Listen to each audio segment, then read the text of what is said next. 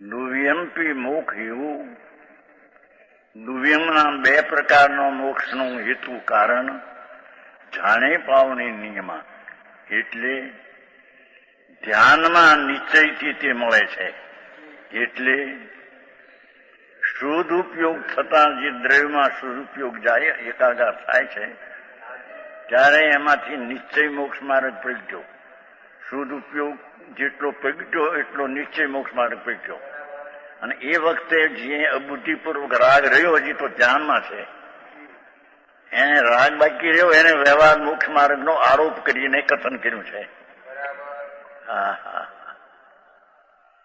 આ તો દ્રવ્ય સંગ્રહ જે પાઠશાળામાં ભણાવે છે એની આ ગાથા છે. હજી શ્રદ્ધામાં ઠેકાણા ન મળે કે મોક્ષ માર્ગ કેમ થાય એની ખબર ન મળે. દુવ્યમપી મોક્ષ એવું જાણે પાવણી નિયમા એવો પાઠ છે. નિયમાના નિશ્ચયથી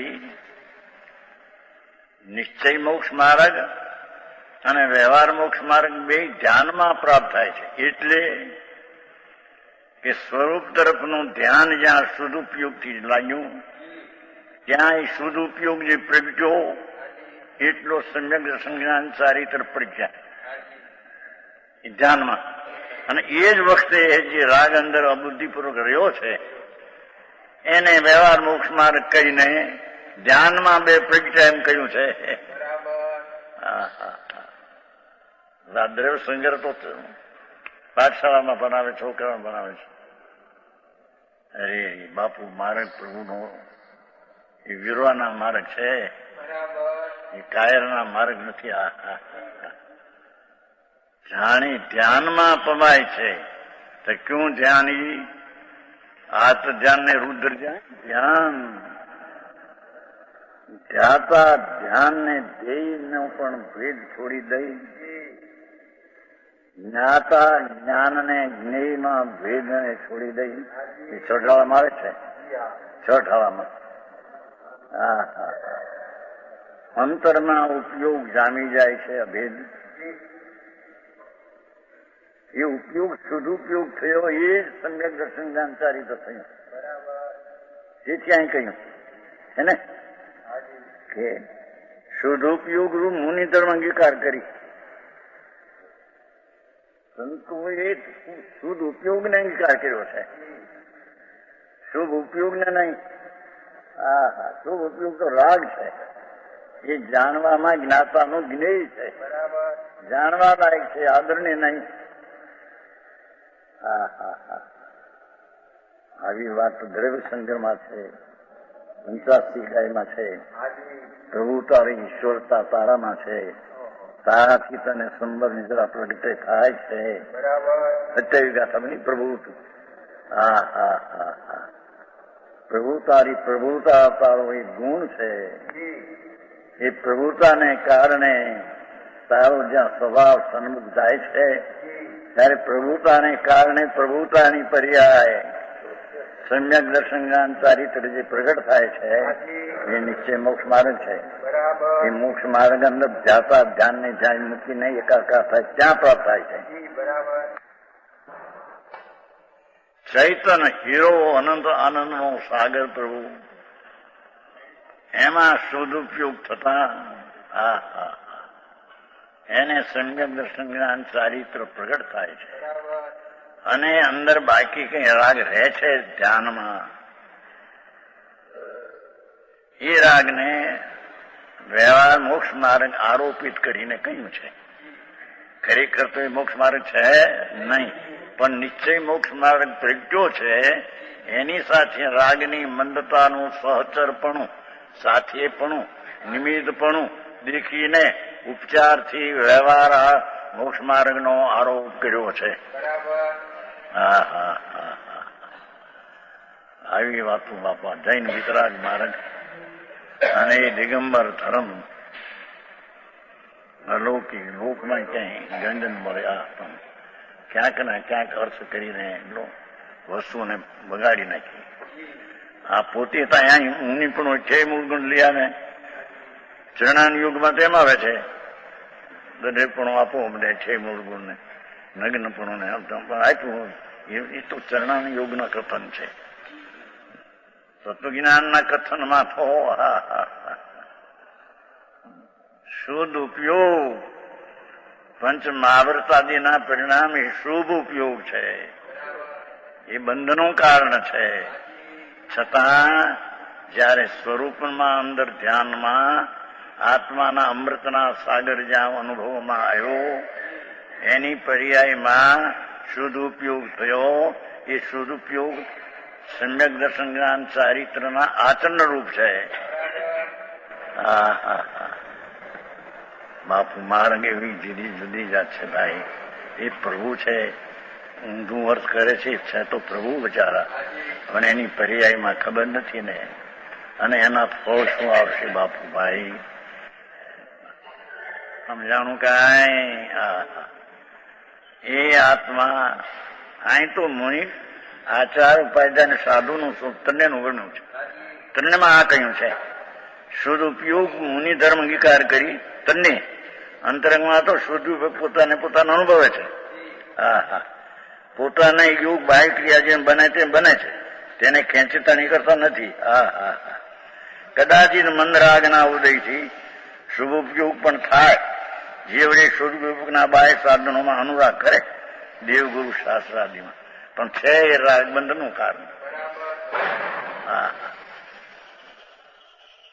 આવી વાત છે. કોટુડનમલ ગ્રસ્ત આ રીતે એટલે પોતાને ન બે ને એટલે કાઢી નાખ્યું કે આ શું કે છે મુનિ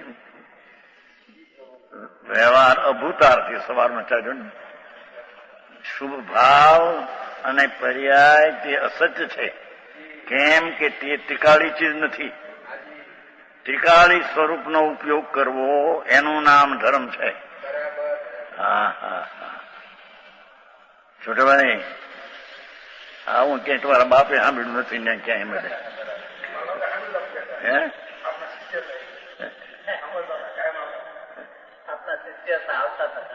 આપતા પણ હા અત્યારે જે સોચ સાહેબ મનાયું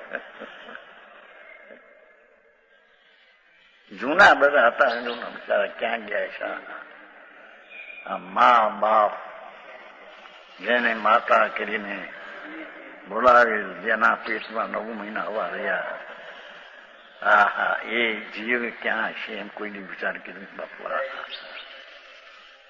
અરે રે નિરાધાર આ સંસાર, એમાં મા બાપ ભાઈઓ એ ક્યાંય ચાલ્યા ગયા.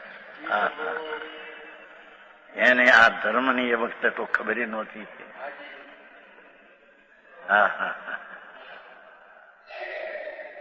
જેનું અસ્તિપણું છે જીવનું એ ક્યાંક છે તો ખરા ને.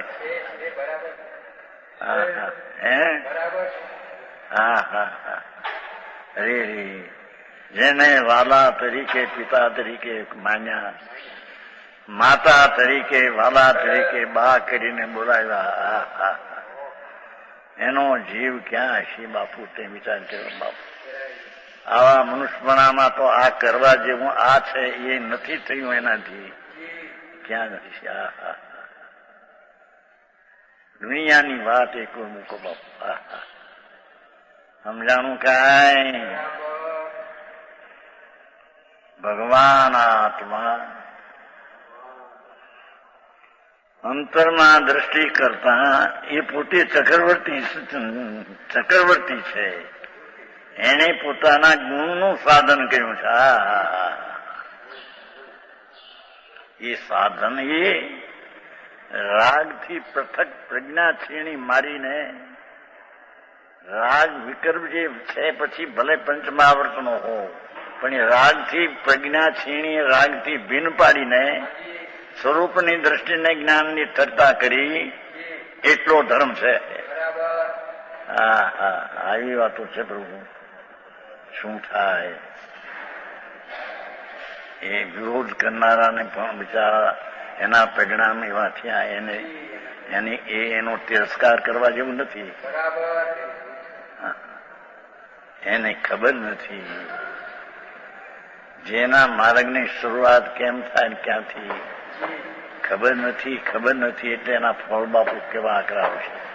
અને આકરા ફળ આવે એવા પ્રાણી પ્રત્યે તિરસ્કાર ન થાય, અવનલજી વિરોધ ન થાય. એ પ્રભુ છે.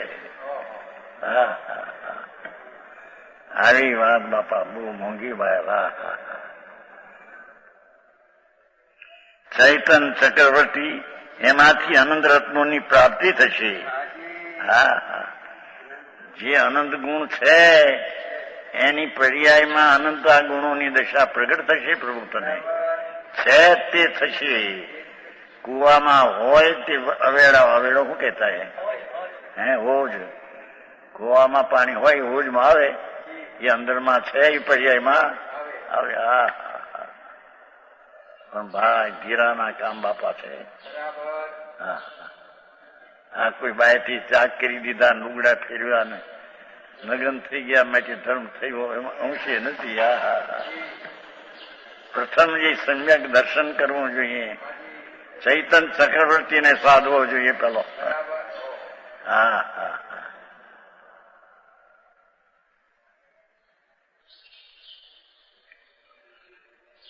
એ અનંત ગુણની પ્રાપ્તિ થશે. અનંત ગુણોની વૃદ્ધિ જે પ્રગટે તે પોતામાં છે. અનંત ગુણની વૃદ્ધિ જે પ્રગટશે પર્યાયમાં કેવળ જ્ઞાનને કાળે, એ બધી શક્તિઓ તારામાં છે. એ પોતામાં છે, માંથી પ્રગટ થશે, કઈ બહારથી આવતા. કેવળી અનંત આનંદ ને અનંત જ્ઞાન ને પામ્યા પર્યાયમાં. એ ક્યાંથી આવ્યું બાપુ? કઈ બહારથી આવે છે? પૂર્વની પર્યાયથી પણ એ આવતું નથી. શું કહ્યું? એ કેવલ જ્ઞાન જે છે પૂર્વે 4 જ્ઞાનની પર્યાય સાધક રૂપે હોય, એમાંથી પણ કેવળ જ્ઞાનની પર્યાય આવતી નથી. પર્યાય તો દ્રવ્યમાંથી આવે છે. કારણ કે 4 જ્ઞાન સાધકપણાની પર્યાય છે, એનો તો વ્યય થાય છે. તો વ્યય થાય એમાંથી ઉત્પાદ ક્યાંથી થાય? સમજાય છે? કાંઈ બાપુ મારગડા જુદાનાથ પ્રભુ તું કેવડો મોટો, તેને અવ્યક્તપણે પણ એની પ્રતીતિ કરી નથી. એનો વિશ્વાસ નથી આવ્યો એને કે આ એક મહાપ્રભુ ચૈતન આનંદનો નાદ સાગર છે. જેમ સ્વયંભુ રમણ સમુદ્રના તળિયામાં રતન ભર્યા રેતી નહીં, ભગવાન કહે છે સ્વયંભુ સમુદ્ર છેલ્લો જે છે અસંગ જોજનમાં પોળો, એમાં નીચે રેતી નથી. આ વાળું કે છે ને, વાળું વેરું વાળું નથી, નીચે હીરા ભર્યા રતન ભર્યા છે, એવો પાઠ છે. એમ આ સ્વયંભુ ભગવાન 16મી ગાથાને સ્વયંભુ કીધું ભાઈ, એને પ્રવચન સાર 16મી ગાથા છે. એને આ ભગવાનને સ્વયંભુ સ્વયં છે અને પ્રગટે છે. સ્વયંભૂ અંદરમાં જેટલા ગુણો છે એના ઉપર ધ્યાન આપતા અનંત ગુણો પ્રગટ થાય પર્યાયમાં.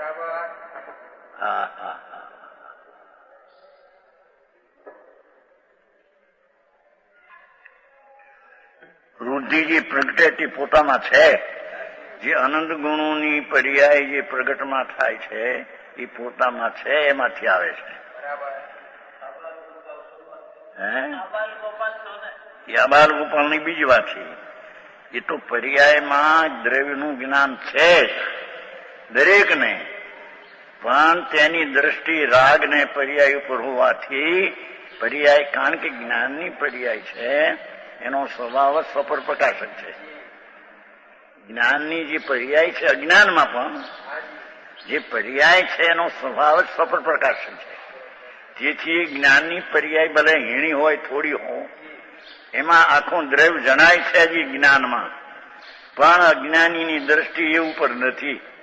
દ્રષ્ટિ ફક્ત પર્યાય ને રાગ ઉપર હોવાથી પર્યાય જાણે છે છતાં તે જાણતો નથી.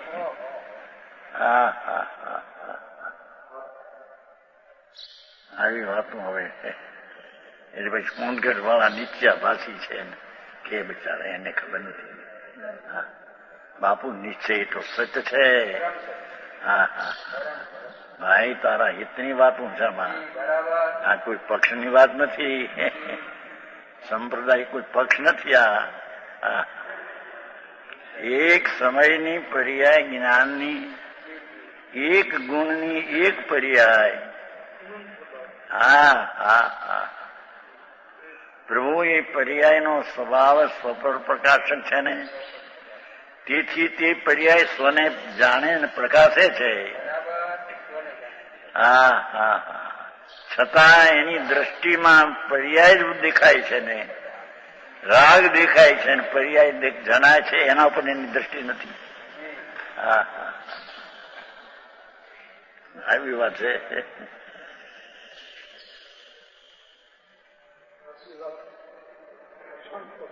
કઠણ છે પણ બાપુ વસ્તુ તો આ છે. પ્રભુ શું થાય? અરે 84 ના અવતાર કરીને કેટલા મરી ગયો બાપુ. આ વનસ્પતિનો વિચાર અત્યારે વનસ્પતિ કેટલી ફાલી જોઈ સારી કોઈ લીમડા કેટલા ફાલ્યા વનસ્પતિ લીલોતરી લીલું એક એક પાંદડે અસંખ્ય જીવ અને તે પણ પાંદડું પહેલું ફૂટે અંકુરો ત્યારે તો અનંત હોય. હા હા હા એમાં ફૂટી હતો અનંતવાર. ભાઈ તારું એ પિયર સ્થાન હતું. નિગુદમાં પેલો રહ્યો અનંતકાળી તારું પિયર સ્થાન. કન્યા જેમ પિયરમાં મોટી પહેલી થાય. હા હા એમ નિગુદમાં પેલો અનંતકાળ રહેતો રહ્યો છો ભાઈ. અને અત્યારે પણ એ નિગુદના અનંત જીવ એક ડુંગળી પ્યાજની કટકી લેવું તો આમાં અસંખ્ય તો શરીર છે. એક શરીરમાં સીધની સંખ્યા 6 મહિના ને 8 સમય 608 મોટી પામે તો એટલો કાળ ગયો. કેટલા સિદ્ધ થયા? એથી અનંત ગુણા જીવ એક કટકીના એક શરીરમાં છે. બાપુ એને ક્ષેત્રની મોટીપની જરૂર નથી. એટલા ક્ષેત્રમાં પણ અનંત ગુણનો રતન દ્રવ્ય ભર્યું છે. હા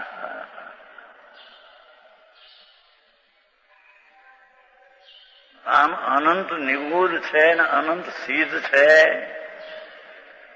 એ ફક્ત જ્ઞાનનો જ્ઞેયનું માપ છે. એ અનંત સિદ્ધો છે માટે ભક્તિ કરવા લાયક છે માટે વિકલ્પ આવે છે એમ નથી. અનંત નિગુદ છે માટે દયા પાડવા જેવું છે માટે અનંત નિગુદ છે એમ નથી. હા હા હા ફક્ત જ્ઞાનની પર્યાયનું માધ્યમ કેટલું છે કે જે અનંત નિગુદ ને અનંત સિદ્ધને જ્ઞાનની પર્યાય જાણે છે. આ તો પરની અપેક્ષા પર્યાય પરને આટલી જાણે છે. હા હા અને તે જાણનાર પર્યાય પોતાના ત્રિકાળી દ્રવ્ય અનંત રત્નની ભરેલો ભગવાન છે એને જાણે છે. પણ દ્રષ્ટિમાં એ ત્યાં દેવી જોઈએ દ્રષ્ટિ એ દેતો નથી એટલે એને દેખાતો નથી. હા હા હા પર્યાયમાં એની દ્રષ્ટિ વર્તમાન ઉપર છે. ભલે પર્યાયથી એક સમયનો પર્યાય ન પકડી શકે પણ એની દ્રષ્ટિ દ્રવ્ય સ્વભાવ ઉપર નથી એટલે આ બાજુમાં પર્યાય ઉપર છે. હા હા એથી પર્યાયમાં દ્રવ્ય જણાય છે તે જાણતો નથી. કેમ કે દ્રષ્ટિ પર્યાયમાં છે. પર્યાયની તાકાત દ્રવ્યને જાણવાની છે પણ દ્રષ્ટિ પર્યાય ઉપર છે. પર્યાયમાં આવી તાકાત છે એવું જે જણાનું છે દ્રવ્ય એ દ્રવ્ય ઉપર દ્રષ્ટિ નથી એની. આવું મારો બહુ બાપુ દુર્લભ છે. અનંત કાળ થયા એને પોતાની ચીજને માતમ આપ્યું નથી. હા પરમેષ્ટિ એટલે પરમા ઈષ્ટ, પરમાતિષ્ઠ તે પરમેષ્ટિ. પરમેષ્ટિ 5 જે છે એ પરમાતિષ્ઠ છે પોતે. હા હા એમાં ભગવાન પણ પરમાતિષ્ઠ છે. હા હા પરમેષ્ઠી કહેવાય છે ને. પરમેષ્ઠી તે એક અર્થ ઈષ્ટરૂપ પણ છે ને એક પરમેષ્ઠી એટલે પરમમાં તિષ્ઠ છે તે પરમેષ્ઠ છે. સમજાણું કાંઈ? એમ ભગવાનના આત્મા દ્રઢ સંગ્રહમાં બીજે બધા ઠેકાણે કે 5 પદ છે અહિંસીના એ તારા આત્મામાં પીડ્યા છે. મોનાલી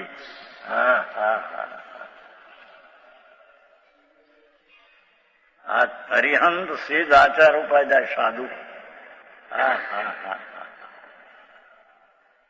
જે વિજ્ઞાન ઘનમાં નિમગ્ન છે અરિહંત થી માંડીને વર્તમાન સંત સાચા હોય તે એ બધા વિજ્ઞાન ઘનમાં મગ્ન છે. એવા સ્વભાવથી ભરેલો તું છો. એ 5 પરમેષ્ઠીનો ભાવ સ્વભાવ તારામાં ભર્યા છે. કેમ બે હે કઠણ છે પણ અશક્ય નથી પ્રભુ, અશક્ય નથી. એ તો પોતાની ચીજ છે ને. પણ એને સાંભળવા મળે નહીં, વિચારવામાં મળે નહીં ત્યારે પ્રયત્નશીલ તે કરે અંદરમાં.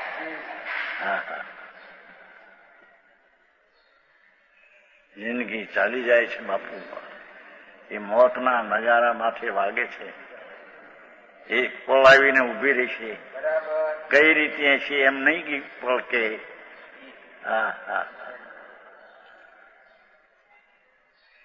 એ પેલા આ કરીને સમજી લે ભાઈ. અહીં એ કે છે કે એ રતનનું પ્રગટસિંહ તારામાં છે.